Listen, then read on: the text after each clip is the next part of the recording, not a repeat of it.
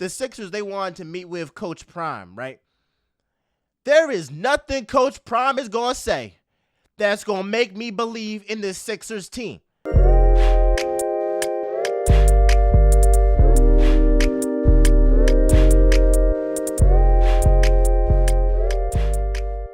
What's good, y'all? What's good, Real Talk Squad? This is Miles, and you're listening to Real Talk and Miles Johnson, where you know I always keep it real. Let's get right into it, man. This is a Sixers episode. Now, you know, I've been doing Eagles stuff. Been talking about Jalen Hurts, A.J. Brown, all them boys. Those some dogs. They bring me happiness. They make my day full. They make my week full. I wake up every day looking forward to Sundays, to Thursdays, to Mondays, to see them birds play. But then also we have to, unfortunately, watch the 76ers. And out of all the Philly teams, the Sixers get me the most upset. Because they do stuff that's like, you could have prevented that. You feel me? You could have prevented that. It's so many times. Now, we have teams like the Eagles, right? On the football side, they might make a mistake. They might make a mistake in drafting, a guy over DK Metcalf and Justin Jefferson, but then we end up trading for A.J. Brown. You feel me? So it all works out in the end.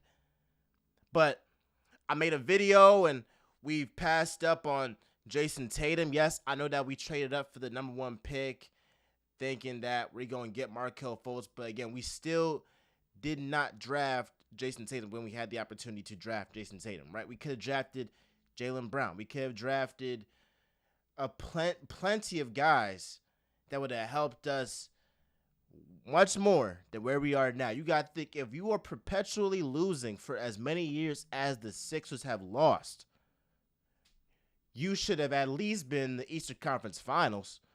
I mean, heck, the Hawks with Trae Young, they got to the Eastern Conference Finals. At least one year, they got farther than us. Trae Young has gotten farther than Joel Embiid. So that's where we are. That's where we're at. So it's training camp now, and it's several storylines. The first one is with James Harden. So James Harden, he's coming to. He basically declined to attend media day or whatever, which I get. He don't want to answer the questions that everybody wants to know, which is, why the heck are you trying to sit out and lower your trade value? Or what's your fascination with the Clippers and all this stuff? But I can see why he would miss out on media day. And then now he's apparently gonna, check in Colorado, and he's gonna check in for training camp. But according to Woj, he says that he's gonna make it as uncomfortable as possible for the Sixers, to have him. He's going to make it super uncomfortable. He's going to make it so bad that they have to trade this guy. That they'd be like, Daryl Morey, these guys, just trade him for a bag of chips. That's what Harden wants. Harden wants the Sixers to trade him for a bag of chips because it's so bad.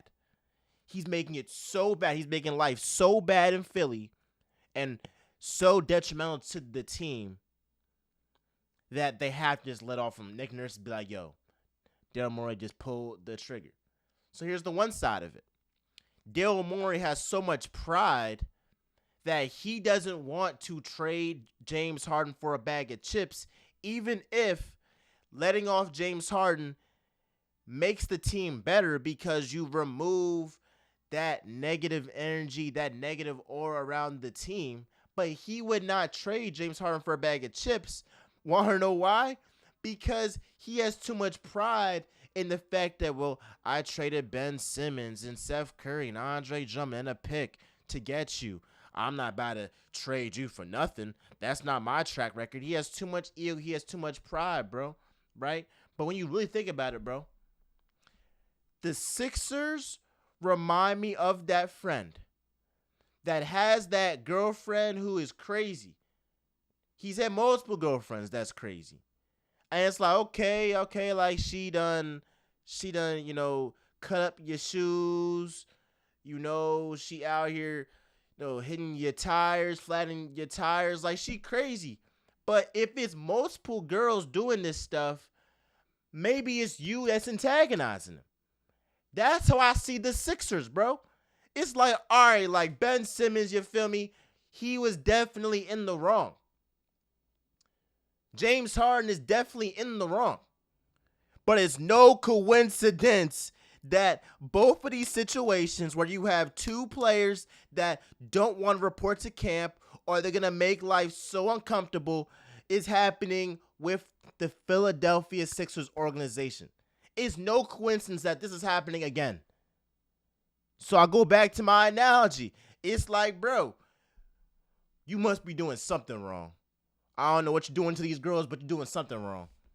Daryl Morey and the Sixers, I don't know what the heck y'all are doing. Because I'm not on the inside. You can only see on the outside. But it's no coincidence that this is happening again. And I refuse to believe this, bro. I refuse to believe this. Because it shouldn't even happen. It shouldn't happen.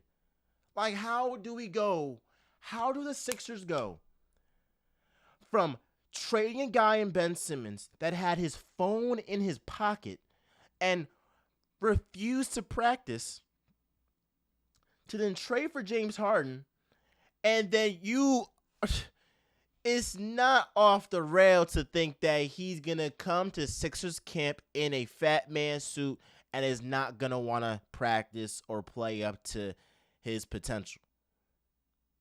So we're back at where we were in 2021. You can't make this stuff up. You can't make this stuff up, bro. So, like, it's ridiculous, and it's an indictment on the Sixers organization and Daryl Morey. Because this does not happen with the Boston Celtics.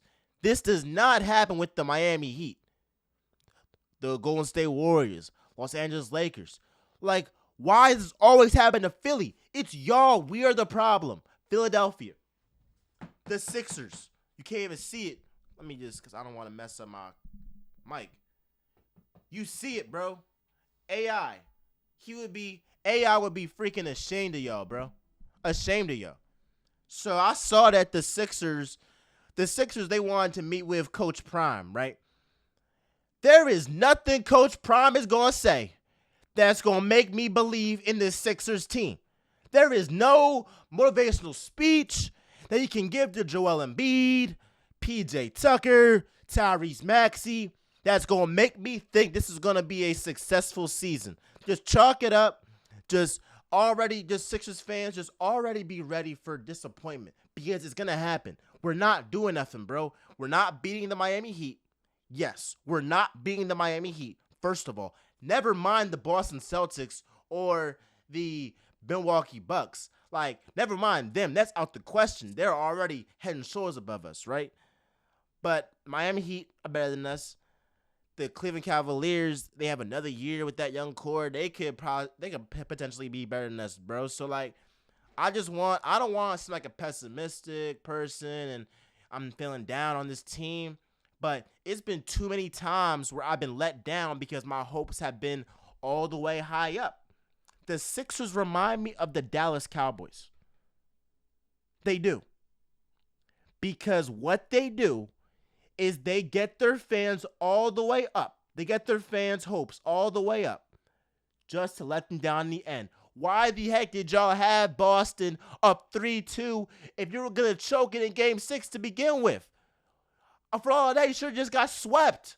That's how I feel. Like, you feel me, bro? Maybe I'm tweaking. Maybe I'm being overly pessimistic. But let me know your thoughts on this Sixers team, on James Harden, how we'll fare this upcoming season. What'd you make of Deion Sanders and them talking to him? Let me know down below. Be sure to like, comment, subscribe, do all that jazz. And with that being said, y'all, it's Real Talking Miles Johnson, where you know I always keep it real. I'm out, y'all.